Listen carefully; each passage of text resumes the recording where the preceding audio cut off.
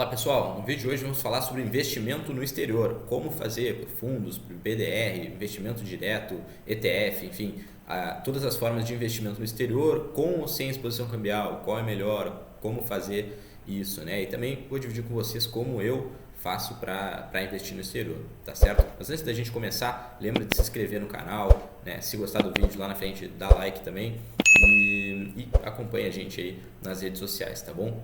Vamos ao vídeo.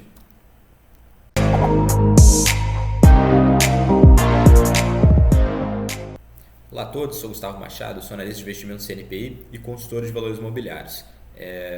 Então vamos começar falando sobre a diversificação da carteira, né? É sempre bom ter diversos tipos de ativos, classes de ativos em carteira e em diferentes geografias, ou seja, não investir só em um único país, em um único tipo de mercado e enfim, né? Então, por isso a importância de ter investimento no exterior, seja da forma como você escolher, né? O investidor pode escolher da forma que achar melhor, que ficar mais cômodo para si mesmo, né?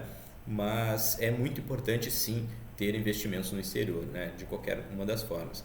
Então é muito bom ter principalmente exposição no mercado americano, porque o Brasil representa apenas 2% do mercado financeiro mundial, ou seja, é muito pouco, né? Uma parcela muito pequena do mercado financeiro está concentrado no Brasil hoje. O Brasil é praticamente irrelevante nesse sentido, em termos de mercado mundial, né? Enquanto isso, os Estados Unidos representa 40% do mercado mundial, é quase a metade.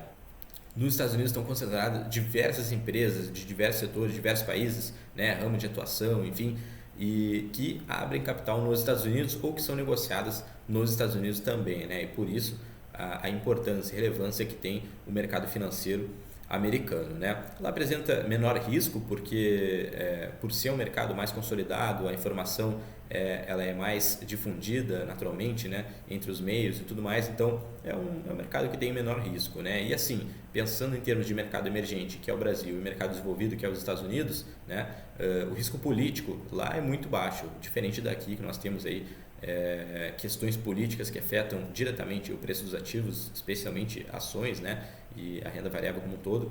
Então, nos Estados Unidos a gente consegue dirimir esse risco, né, eliminar esse risco da carteira, o risco político Brasil.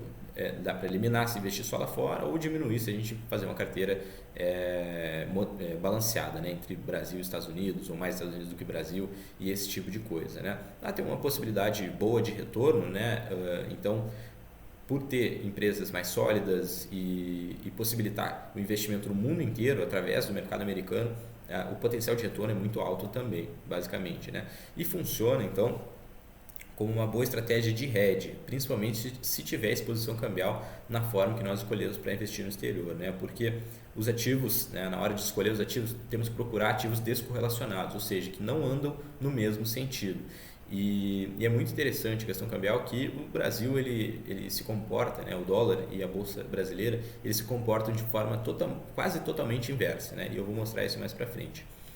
Então vamos lá, qual a primeira forma então de investimento no exterior? Através de fundos de investimentos, né?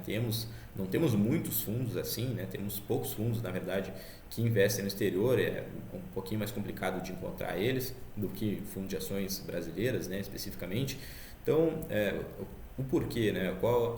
Os diferenciais então dos fundos de investimento, né? É a terceirização do stock picking, ou seja, é delegar a escolha de ações, a escolha de empresas, né, e análise especificamente para uma gestora, né, para uma empresa específica para análise e gestão de recursos, né? Então, uma gestora, né, tem um vídeo já sobre fundos de investimento, né, se você quiser voltar e assistir esse vídeo é interessante, dos diferenciais de investir através de fundos, né?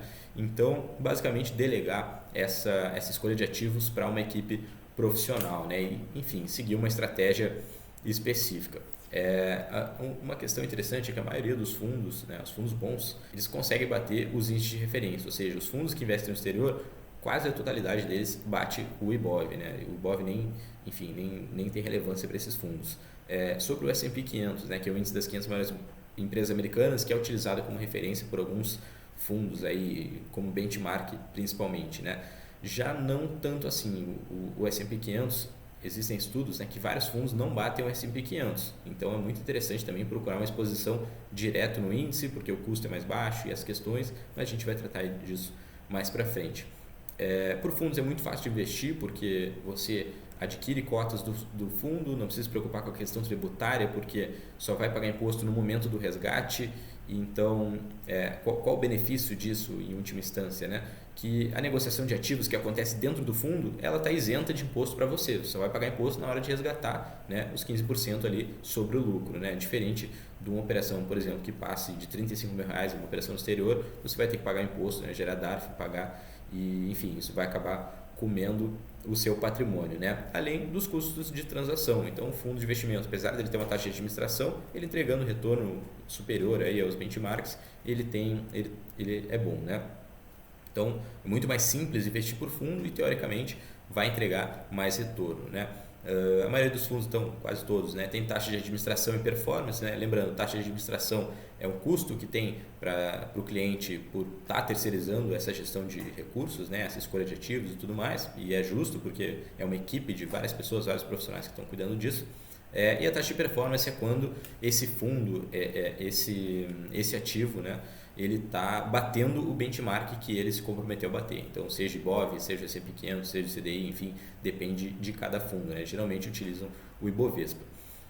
Os fundos, o único problema é que tem baixa liquidez, né? Geralmente, então fundos de ações aí D+5, D+30, então não é tão simples como investir pela bolsa, no caso dos ETFs, né? Que liquidez em D+2, ou investimento direto no exterior também, que é liquidez em D+2, né? Depois, ETFs, como o IVVB11, que é um ETF bem famoso, né, aqui na Bolsa Brasileira. Muita gente colocou em carteira, principalmente no ano passado, que a Bolsa Brasileira estava caindo e a Bolsa Americana estava subindo aí na casa dos 30%. Então, muita gente acabou inserindo esse ativo, né? Então, ele é negociado em bolsa, assim como uma ação, né? Tem o ticker lá, IVVB11, você procura lá e adquire esse ativo, né? Então, por isso, ele é fácil de comprar e vender, tem alta liquidez, né? Então, a qualquer momento, a todo momento ele está sendo negociado enquanto o pregão estiver aberto, né? Então das 10 às 18 horas da tarde. Ele replica, né? A estratégia busca replicar o S&P 500, que é o índice das 500 maiores empresas americanas, como eu falei. Ele tem exposição cambial, então ele se beneficia também das variações do dólar, ou se prejudica, né? Porque se o dólar desvaloriza, ele acaba puxando o índice, o IVVB11 no caso, para baixo. O investimento inicial é muito baixo, né? Porque o investidor pode investir com menos recursos do que num fundo de investimento que tenha um valor inicial muito alto, né? Ele tem uma taxa de administração que geralmente é muito baixa por ser um fundo passivo, né? Ou seja, não tem ninguém lá analisando ativos, escolhendo ativos e fazendo esse tipo de questão. Ele tem uma gestão que só replica o índice, ele só compra o índice e segue comprado naquilo, né? E como eu falei, tem alta liquidez, né? Então é o principal benefício, acredito, aí, do IVVB11. Depois, a terceira forma de investimento são através de BDR, que são os Brazilian Depositary Receipts. O BDR, ele também é negociado em bolsa, né? Também, ou seja, é fácil de comprar e vender. Alguns não têm uma liquidez tão boa assim, mas desde 2020 ali, 2021, que eles foram liberados para negociação do investidor comum. Antes ele só era possível para investidor qualificado. Com essa mudança, os BDRs ganharam bastante liquidez no mercado, porque qualquer pessoa pode negociar, né? O BDR não é uma ação, ele é certificado de compra de ações, né? Ou seja, o BDR ele representa umas ações compradas lá nos Estados Unidos, né? Então é como se fosse um contrato, um certificado ali de ações, né? Então, por exemplo, o Nubank, que fez a IPO por último lá nos Estados Unidos, né? Então, um BDR, na verdade, uma ação do Nubank representa 6 BDRs aqui no Brasil, né, que eles fizeram a proporção de 6:1. Então, o que acontece? Alguma instituição financeira, né, provavelmente o próprio Nubank, compra uma ação lá nos Estados Unidos, guarda essa ação, custodia essa ação, né, com algum órgão do mercado, um banco, uma corretora, enfim, e disponibiliza 6 BDRs aqui no Brasil, né? Então, a garantia que tem esse BDR é essa ação lá, esse BDR está atrelado a uma ação que está sendo custodiada lá nos Estados Unidos. Então, essa instituição não pode negociar essa ação porque existem outros ativos aí adjacentes, né? Basicamente, né, de forma geral, aí, é assim que funciona. Então, o BDR, né, ele, teoricamente, deve refletir o preço da ação que está sendo negociada nos Estados Unidos, né, de forma geral. Também tem exposição cambial, então o investidor acaba se beneficiando ou se prejudicando por conta do câmbio, né? O investimento inicial é alto em alguns casos, existem BDRs aí que tem um preço bem alto de negociação, né? Então acaba limitando um pouco a oferta e a demanda aí por conta de alguns clientes, né? Tem alta liquidez também, D+2, tirando o fato de existe a possibilidade de você não conseguir vender no exato momento que emitir a oferta. Então, de forma geral, né, o BDR é igual comprar ações no exterior, a diferença é que existe essa questão de não ser ação especificamente, ela ser um certificado que garante que existe uma ação comprada lá nos Estados Unidos, né, basicamente. Depois, o investimento direto através de uma corretora que atua nos Estados Unidos, como a Avenue, que se tornou, já tem aí 5, 6 anos no mercado, né? E que cresceu bastante nos últimos anos com a procura dos investidores brasileiros. Então, a Avenue, o cliente vai abrir uma conta, vai transferir o recurso para o exterior, vai fazer o câmbio através da própria corretora e aí sim vai fazer a compra de ativos, né? Lá diretamente no exterior. A questão, o diferencial que tem de investimento direto é a variedade de produtos financeiros. Então, em ações e ETFs, existe uma gama muito maior de opções de investimentos. E a Avenue, em seguida, deve colocar fundos de investimento também, né, ou já colocou, enfim, na plataforma deles, né? Então, nos Estados Unidos, existem mais de 6 mil empresas listadas em bolsa, né? 6 mil ações diferentes para o investidor comprar. E nem todas elas, óbvio, a menor parte delas possui BDR, só grandes empresas, né? Coca-Cola, Facebook, Apple, enfim, que tem BDR sendo negociado aqui no Brasil. Então, quando o investidor vai fazer um investimento direto, né, através de uma corretora como a Avenue, ele consegue ter um acesso a uma gama de produtos muito maior, né, seja em ações ou em ETF. Né? Lá também existem ETFs, que são fundos de índice, que chama, né, que replicam diversos ativos, diversos tipos de ativos, vários países, enfim, né, vários setores específicos. Né? Então, tem muita coisa legal para investir no exterior. O câmbio ele é feito no momento da transferência, né? Então o investidor ele acaba comprando dólar também na hora de fazer esse investimento, comprando e vendendo, né? Se ele vai trazer de volta o recurso, ele vai acabar vendendo dólar. Então o investidor vai fazendo o preço médio, né? Vai comprando ali e vai dolarizando uma parte do seu portfólio através do câmbio no momento que ele faz o câmbio, né? Então comprou dólares e para investir no exterior, ele está com exposição cambial também no portfólio, né? Lá existe uma alta liquidez, até maior do que no Brasil, né? Lá a liquidez das ações também em 2 dias, mas você vende, compra a qualquer momento e praticamente quase todos os ativos, né? Porque é um mercado muito mais desenvolvido, mais de 56% da população aí já investe através da bolsa, né? Em ações. Lá existe também o fracionamento dos ativos, ou seja, você não precisa comprar uma ação da Apple, por exemplo, você pode comprar 0,1 ação da Apple, né? Então acaba sendo muito barato, você consegue comprar ações da Apple com $1, por exemplo, com $2, enfim, então você não precisa comprar, ter o valor fechado para comprar uma ação como acontece no Brasil, né? Então a gente pensando, a ação da Petrobras está em R$31, R$32, você precisa ter pelo menos R$32 para comprar no mercado fracionário brasileiro. No caso, nos Estados Unidos, não. No caso, o mercado fracionário lá, ele é na casa decimal, né? Então, o investidor consegue comprar 0, alguma coisa de ação, né? Então, é muito bom nesse sentido. Investir no exterior direto assim acaba atrapalhando um pouco o controle da carteira, porque nem todos os ativos vão estar na mesma corretora, vão estar de fácil acesso, né, para o investidor. É mais difícil de fazer rebalanceamentos, por exemplo, você tem uma carteira de ações no Brasil, uma carteira de ações nos Estados Unidos, e aí dado momento você quer rebalancear isso, então você vai ter que vender suas ações aqui, transferir o recurso para o banco, transferir para outra corretora, fazer o câmbio e aí sim comprar ações. Esse processo pode levar algum tempo e também, obviamente, envolve vários custos aí de transação e do próprio câmbio, né? Se você tem ações e BDR, isso se torna muito mais fácil, né? Ou ETF ou mesmo fundo de investimento. E a relação inversa aí para rebalancear dos Estados Unidos para cá também, se tiver investindo através do Brasil, seja por fundos ETF ou ações, ou BDR no caso, né? É muito mais fácil do que investir direto e ter que, enfim, fazer essa transação de recursos, né? Existe a questão também, a questão tributária, né, de investir no exterior, é o IOF pago nas transações de câmbio, então sempre que fizer comprar ou vender dólares, o investidor vai estar pagando câmbio, isso torna a operação um pouquinho mais caro e por isso não é o ideal ficar fazendo transações com muita frequência, né? O ideal é o investidor joga o recurso para lá, dolariza uma parte da carteira, compra suas ações e depois só vai reaplicando esse recurso lá mesmo, né, em vez de trazer de volta, tá? Então, lógico, o ideal é que seja um investimento de longo prazo, né?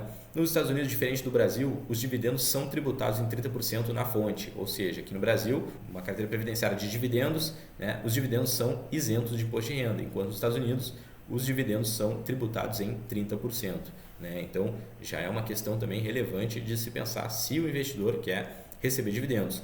Aí existe a questão do câmbio, né? Receber dividendos em dólar com o câmbio a 5,30 é diferente do que receber dividendos em reais de novo, o câmbio é 5,30, né? Você pensando em termos de troca, né? De poder de compra do recurso, receber dividendos em dólares faz muito mais sentido do que em reais, basicamente, né? Agora, uma outra questão, né, que eu já falei um pouco, mas é a exposição cambial em carteira, né, a importância de ter a correlação negativa com a Bolsa Brasileira, né, e a estratégia de utilizar essa questão cambial como hedge, né, como proteção da carteira. Por quê? Porque, vou colocar o gráfico na tela aí, a gente vê o comportamento aí do Ibovespa com o dólar, a gente vê que tem uma correlação quase de -1, né? Ou seja, sempre que a Bolsa Brasileira está subindo, o dólar está caindo e vice-versa. Se o dólar está valorizando, a Bolsa está desvalorizando. Isso se dá por conta do fluxo de capitais que acontece dos Estados Unidos para cá, principalmente, não só dos Estados Unidos, mas dos investidores do mundo inteiro. Quando eles começam a investir no Brasil, né, a oferta de dólares aumenta, né? Estão entrando dólares no país, então o câmbio desvaloriza.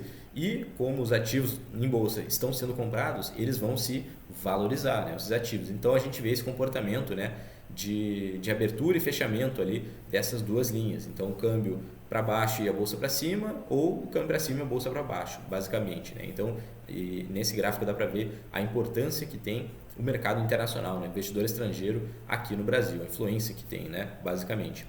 Então, qual a melhor forma, né, de fazer investimento no exterior? Depende do cliente, depende do objetivo, né? Depende do perfil de risco do cliente, para quando vai querer o recurso e todas essas questões, né? E aí isso varia muito de pessoa para pessoa, de perfil para perfil, né? Aqui na Musa nós investimos através de fundos, né? E para alguns clientes investimento no exterior direto, né? E geralmente para clientes um pouco maiores, né? Como eu faço, né? Eu preferi, né, no ano de 2020 eu resolvi, né, alocar 1/3 do meu patrimônio no exterior. Então criei uma conta numa corretora de lá, transferi o recurso, fiz o câmbio e fui fazendo aportes também, fazendo câmbio preço médio de dólar, né? E comprei ações e ETFs diretamente no exterior, né? Lógico, esse recurso é um recurso que eu não conto com ele, eu pretendo deixar lá e continuar investido lá, né? Isso aí, enfim, fazendo as mudanças necessárias nas minhas ações, comprando, vendendo ativos, mudando minha carteira se for o caso, né? Mas a ideia é não trazer esse recurso de volta, né? Não fazer o câmbio inverso aí no caso, basicamente. Então esse era o assunto de hoje, espero que tenha ficado claro. Se ficou alguma dúvida, pode mandar aqui nos comentários que a gente vai entrar em contato e responder. Ao mesmo tempo, siga nossa página no Instagram, no Facebook, enfim, nas redes sociais, e acesse o nosso site para ter um artigo lá também sobre isso, né? Acesse o nosso site para conhecer o material que nós estamos disponibilizando, tá bom? Até a próxima!